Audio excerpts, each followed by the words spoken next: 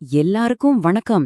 2025 police constable exam எழுதிட்டு அந்த cut off எப்போ வரும், எவ்ளோ வரும்னு ஒருவித பதட்டத்தோட காத்துட்டு இருக்கீங்க இல்லையா? வாங்க, அத பத்தி தான் இப்போ நாம டீட்டெயிலா அலச போறோம்.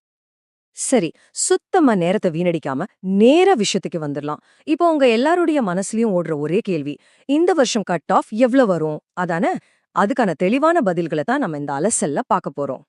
முதல்ல ஒரு விஷயத்த நம்ம எல்லாரும் ஒத்துக்கிட்டே ஆகணும். போன வருஷத்தோட ஒப்பிடும்போது இந்த வருஷ தேர்வு உண்மையிலே கொஞ்சம் டஃப் தான். நிறைய நண்பர்கள் இதுதான் சொல்லிக்கிட்டு இருந்தீங்க. சோ உங்களுக்கு இருக்கிற அந்த பதட்டம் எங்களுக்கு நல்லாவே புரியுது. ஏன் இந்த எக்ஸாம் இவ்ளோ கஷ்டமா இருந்துச்சு?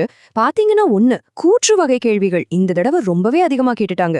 ரெண்டாவது, சைக்காலஜி பகுதியில சில கணக்குகள் பயங்கரமா குழப்பிச்சு. சிலதுக்கு ஆன்சரே வரலன்னே கூட தோணுச்சு. மூணாவது, சில கேள்விகளே தப்பா கேட்கப்பட்டிருந்ததாகவும் ஒரு பேச்சு இருக்கு. இந்த எல்லா டென்ஷனுக்கும் நடுவுல நல்லா தெரிஞ்ச பதில்களை கூட சின்ன சின்ன கவனக்குறைவால தப்பா எழுதிட்டோமேன்னு நிறைய பேர் வருத்தப்பட்டீங்க. சரி, தேர்வு கஷ்டமா இருந்ததெல்லாம் ஒரு பக்கம் இருக்கட்டும். இப்போ நீங்க எல்லாரும் ஆவலா காத்துக்கிட்டு இருக்கிற அந்த முக்கியமான மேட்டருக்கு வருவோம். கட் ஆஃப் கணிப்புகள். முதல்ல ஆண்களுக்கான மதிப்பெண்கள் என்ன சொல்லுதுன்னு பாத்துரலாம் வாங்க. இந்த டேபிள கொஞ்சம் நல்லா கவனிங்க. இதுல 2 காலம் இருக்கு.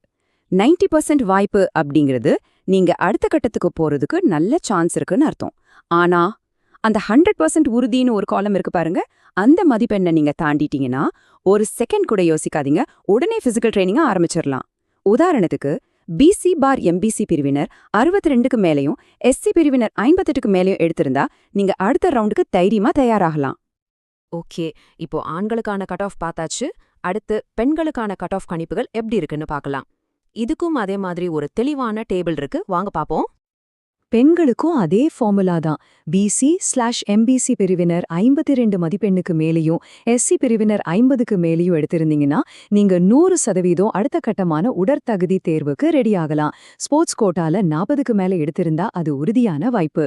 சிம்பிளா சொல்லணும்னா அந்த 100% உறுதி காலம்தான் நீங்க பிசிக்கல் ட்ரெயினிங்க ஆரம்பிக்கிறதுக்கான கிரீன் சிக்னல்.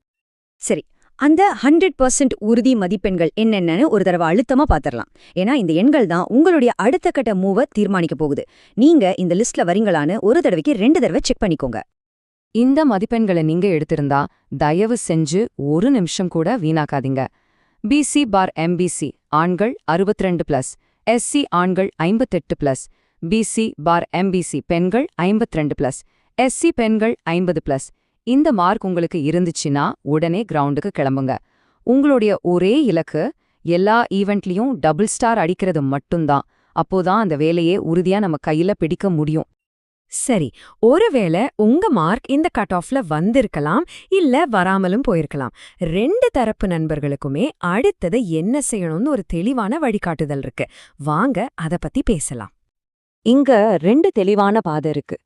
கட் ஆஃப்ல தேர்ச்சி பெற்ற நண்பர்கள் உங்களுடைய முழு கவனத்தையும் இனி உடற்தகுதி தேர்வு மேல வைங்க. டபுள் ஸ்டார் தான் உங்க இலக்கு. ஒருவேளை தேர்ச்சி பெறாத நண்பர்கள் இருந்தா கொஞ்சம் கூட மனசு தளர வேண்டாம். உங்களுடைய பயணம் இதோட முடியல. இது ஒரு கதவு மூடுனா இன்னொரு பெரிய கதவு திறக்க போகுதுன்னு அர்த்தம்.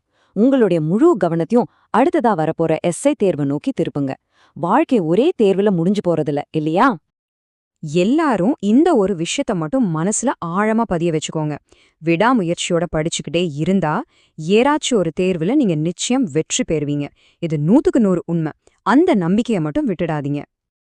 அப்போ உங்களுடைய அடுத்த சவாலுக்கு நீங்க தயாரா?